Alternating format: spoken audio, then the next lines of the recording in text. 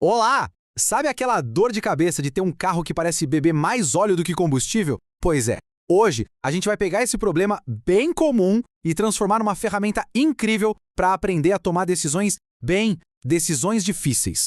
Vamos a um caso real para construir um raciocínio que não serve só para carros, mas para pensar de um jeito mais inteligente em várias situações.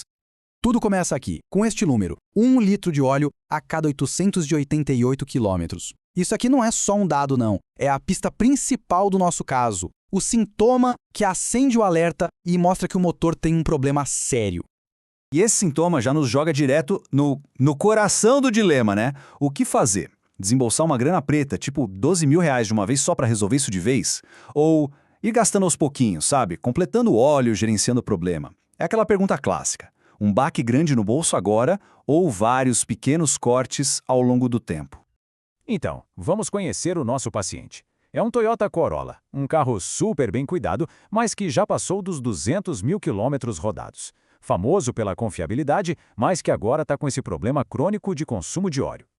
E o mais curioso de tudo isso é que não é um defeito aleatório, sabe? É um problema super conhecido, muito bem documentado, nesse motor específico, o 1ZZ-FE. A Toyota usou ele por um bom tempo. Ou seja, não é um caso de azar, é um padrão. A própria Toyota, veja só, admitiu o problema oficialmente. Existe um documento chamado Boletim de Serviço Técnico, que é basicamente a empresa falando, olha, a gente sabe que isso acontece e essa aqui é a forma recomendada de consertar. E qual a causa? Bom, tanto o boletim quanto a experiência dos mecânicos apontam para dois suspeitos principais.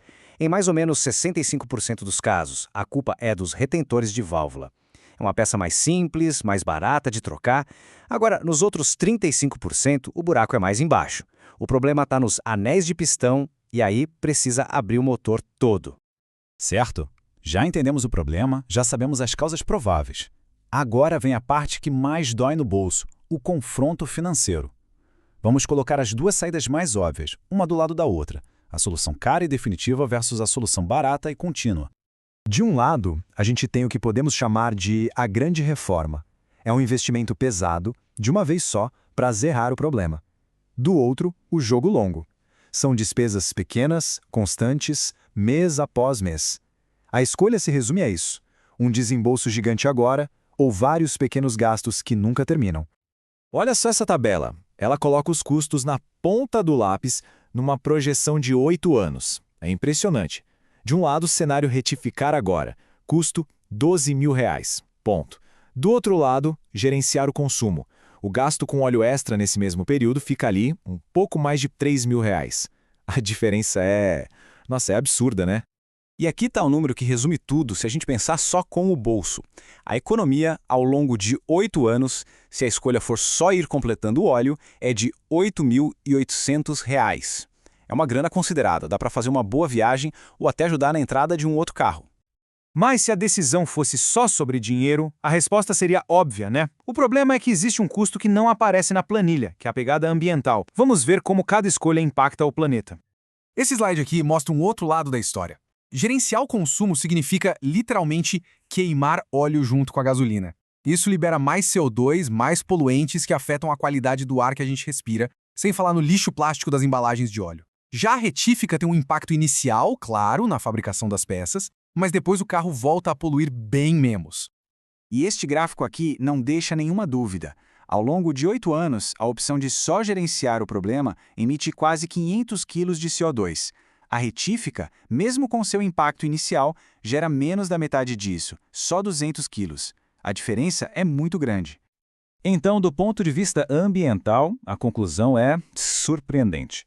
Retificar o motor resulta numa redução de 59% nas emissões totais de CO2 a longo prazo. Pelo bem do planeta, a decisão é clara. Então, parece um beco sem saída. A escolha mais barata é a que mais polui. A escolha mais ecológica é a que mais pesa no bolso. É um impasse, certo?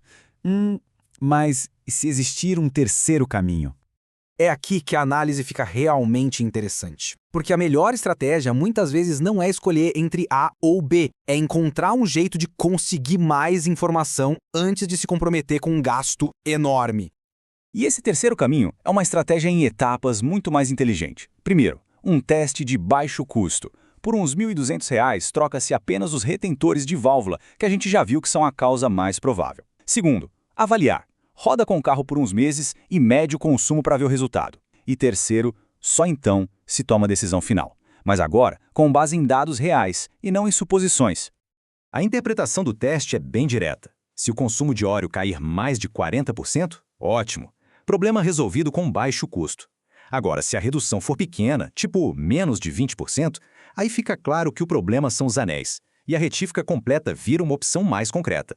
E toda essa abordagem nos leva à grande conclusão desta análise. Não existe uma única resposta certa para todo mundo. A escolha final depende totalmente do perfil de quem é dono do carro e do que essa pessoa mais valoriza.